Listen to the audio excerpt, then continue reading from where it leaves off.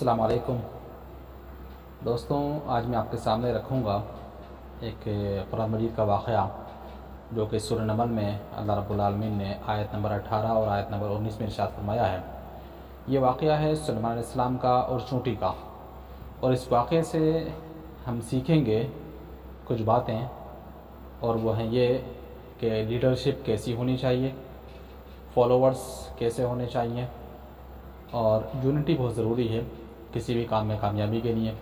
یہ ہمیں اس واقعے سے سیکھنے کو ملتا ہے، اور یہ بات بھی سیکھنے کو ملتی ہے کہ ایک جو بہترین لیڈر اور جو بہترین مومن ہوتا ہے تو وہ اس کو کتنی بھی نعمتیں مل جائیں وہ اللہ تعالیٰ کا شکر ہی ادا کرتا ہے۔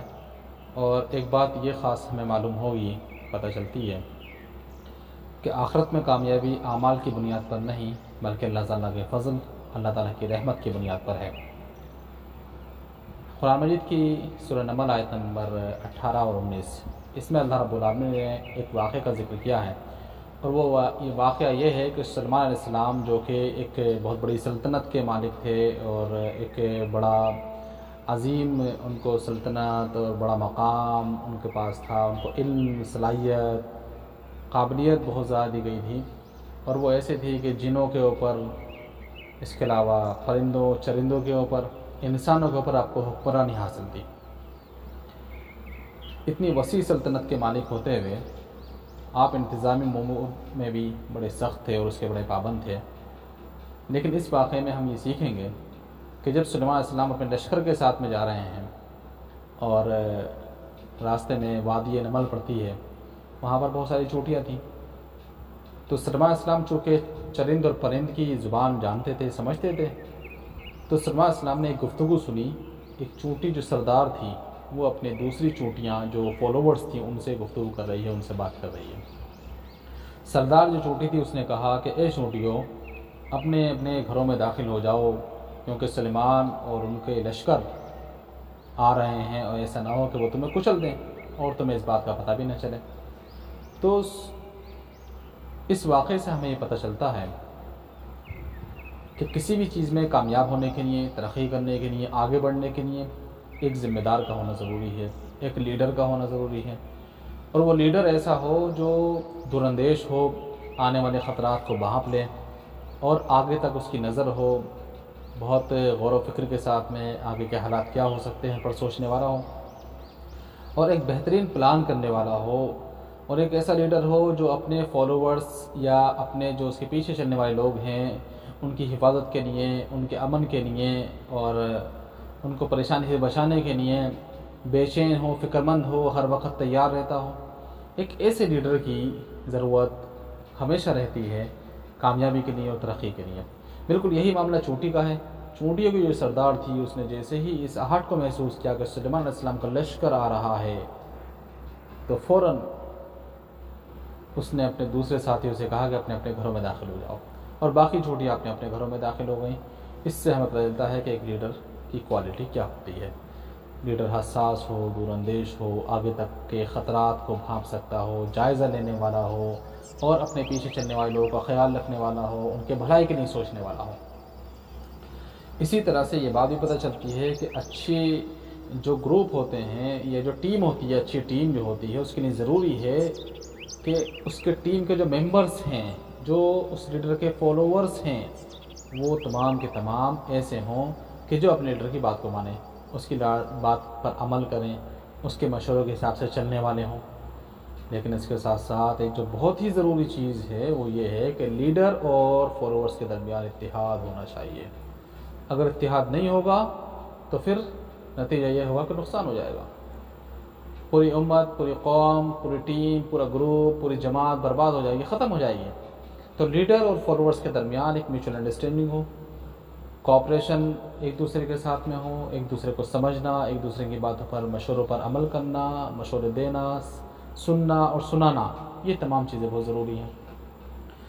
اس کے بعد میں ہم دیکھتے ہیں کہ سلیمان علیہ السلام نے جب یہ گفتگو سنی کہ ایک چونٹی سردار اپنے چونٹیوں سے یہ کہہ رہی ہے دوسرے ساتھیوں سے اپنے گھروں میں چلے آؤ، تو سلیمان علیہ السلام کو اللہ نے وہ علم دیا تھا اور وہ اس کو سن لیا۔ سلیمان علیہ السلام مسکرائے، ہنسے تھوڑا سا اس کی اس گفتگو پر، بات پر، اور کہا اے اللہ رب العالمین، रब्बी औज़ीनी अन अश्कुरा निअमतक अल्लती अनअमत अलैया व अला वालिदैया व अन अअमला सालिहन तर्ज़ाहु वअदखिलनी बिरहमतिका फ़ी इबादिका सालिहीन। ये आयत नंबर 19 में ज़िक्र किया गया है। फरमाया कि अल्लाह रब्बुल आलमीन ने मेरे रब मुझे कंट्रोल में रख, मुझे काबू में रख। किस चीज़ से काबू में रख? कि मैं तेरी नेमतों का शुक्र अदा करूँ। वो नेमतें जो तूने मुझ पर की हैं वो मेरे वालिदैन पर की हैं। इससे ये पता चलता है कि सलाम को जो ताकत, जो सलाहियत, जो इल्म, जो काबिलियत, जो चीज़ें, जो फजीलत आपको दी गई थी, जो एक वसी और अजीम रियासत आपको दी गई थी, उसके मिलने के बावजूद आप अल्लाह ताला का शुक्र अदा कर रहे हैं। होता यह है कि लोग जो है तकब्बुर, गुरूर, किबरियाई आ जाती है, बड़कपन आ जाता है, लेकिन इस्लाम के अंदर तवाज़ो और इनकिसारी है।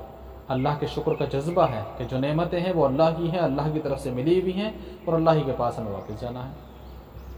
ये चीज़ हमें भी देखनी चाहिए कि अल्लाह रब्बुल आलमीन ने हमें भी बहुत सारी नेमतें दी हैं, हमें बहुत सारी सलाहियतें दी हैं। हमारे पास भी अल्लाह ने माल, औलाद, इसके अलावा खाने के लिए रिज़्क़, हमें पहनने के लिए कपड़े, रहने के लिए घर। ऐसे दुनिया में करोड़ों लोग हैं जिनके पास खाने के लिए खाना नहीं है, पहनने के लिए कपड़े नहीं है, रहने के लिए घर नहीं है। ऐसे बहुत सारे लोग हैं, लेकिन अल्लाह रब्बुल आलमीन हमें अल्लाह ताला ने सब कुछ दिया है, हमें अल्लाह ताला का शुक्र अदा करना चाहिए। इसके बाद वे फरमाते हैं इस दुआ का जो अगला हिस्सा है, वान आमल सालिहन तर्ज़ाहु, अल्लाह रब्बुल आलमीन मुझे इस बात की तौफीक दे कि मैं वो नेक काम करूँ जिससे तू खुश हो जाए। हमें भी इस बात की दुआ करनी चाहिए कि अल्लाह रब्बुल आलमीन हमें तौफीक दे कि हम वो अमल करें जिससे तू राज़ी हो जाए, जिससे तू खुश हो जाए। ऐसे अमल करने की अल्लाह हमें तौफीक दे। और उसके बाद फरमाते हैं वादखिलनी बिरहमतिका फ़ी इबादिका सालिहीन, अल्लाह रब्बुल आलमीन ए रब मुझे दाखिल कर अपनी रहमत के ज़रिए से, अपनी रहमत से उन बंदों में जो सालेह हैं, तेरे जो सालेह बंदे हैं उनमें हमें शामिल कर दें।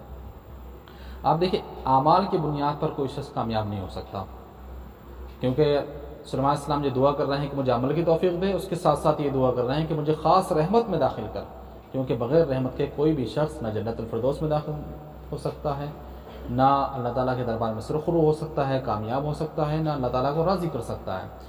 इसके लिए ज़रूरी है कि अल्लाह की रहमत ख़ास हो और उसके ज़रिए से अल्लाह अपने फ़ज़ल से, अपनी ख़ास रहमत से अल्लाह ताला बंदे को बख्श दे, उसके गुनाहों को माफ़ कर दे और उसके अमाल को कबूल कर दे। अल्लाह से दुआ है कि अल्लाह ताला हमें अमल की तौफ़ीक़ अता फ़रमा, हमें ऐसे लीडर अता फ़रमा जो हसास हों, बेदार हों, और ऐसे फॉलोवर्स, ऐसे टीम मेंबर्स अता फ़रमा जो ग्रुप के साथ में चलने वाले हों और अपने लीडर की बात को मानने वाले हों। अल्लाह रब्बुल आलमीन जो नेमतें हमारे पास हैं उन्हें हमें शुक्र करने की उन पर तौफ़ीक़ अता फ़रमा और अपने फ़ज़ल ख़ास से हमारी मग़फ़िरत फ़रमा और अपने मुख़लिस और साले बंदों में शामिल फ़रमा। आमीन सुम्मा आमीन। इंशाअल्लाह अगली वीडियो में हम आपके सामने आएंगे एक दूसरे वाक़े को लेकर जो इसके आगे है। सूरह नमल के अंदर ही हुदहुद का वाक़या है, जो हुदहुद और सल्लल्लाहु के ताल्लुक़ से है। उसके जो ऑर्गेनाइजेशनल जो पर्सपेक्टिव है उस पर इंशाअल्लाह रोशनी डालेंगे। अस्सलामु अलैकुम व रहमतुल्लाहि व बरकातुहू।